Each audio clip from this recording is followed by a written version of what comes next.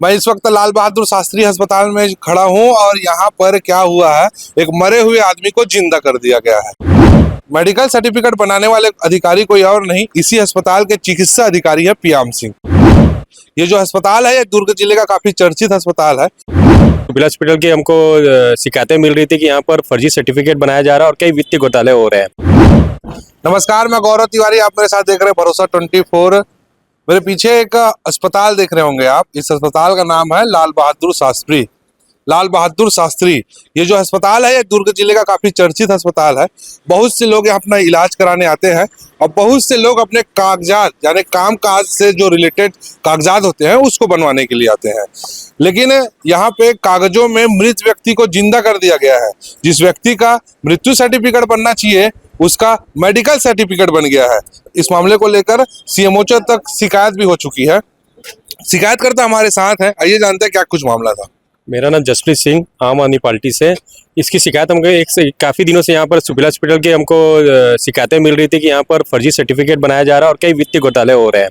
तो मैंने जब इसे अपने हमारे संज्ञान में आया तो हमने सबूत जुगाड़ किया और इसकी शिकायत हमने कलेक्टर जनदर्शन में की है। हमें पता चला कि यहाँ पर 1.5 साल आदमी जो मर गया उसका सर्टिफिकेट बन गया। क्या नाम था उस आदमी का? उसका आदमी का नाम क्या बोलता है, गणेश राम था उनका नाम। कहाँ का रहने वाला? वो भोजराज सिन्हा जो पार्षद है उनके वार्ड का है वो, तो वहाँ का रहने वाला था।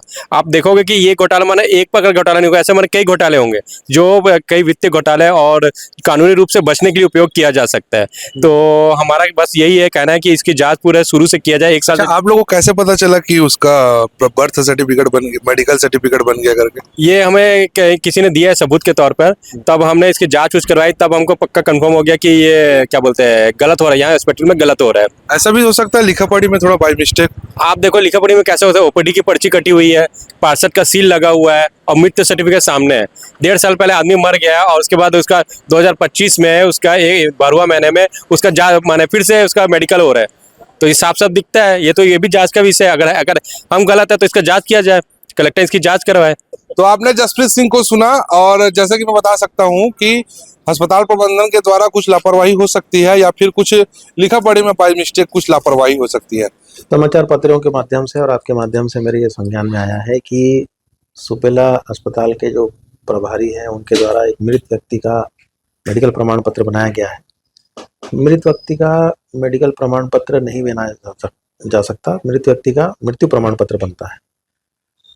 प्रकरण संज्ञान में आने के बाद मैं वहाँ सुपेला अस्पताल के जो प्रभारी हैं सिविल सर्जन, उन्हीं के अंडर में आता है वो, और उनको मैं निर्देशित किया हूँ कि इस प्रकरण की वस्तुस्थिति से मुझे अवगत कराएं।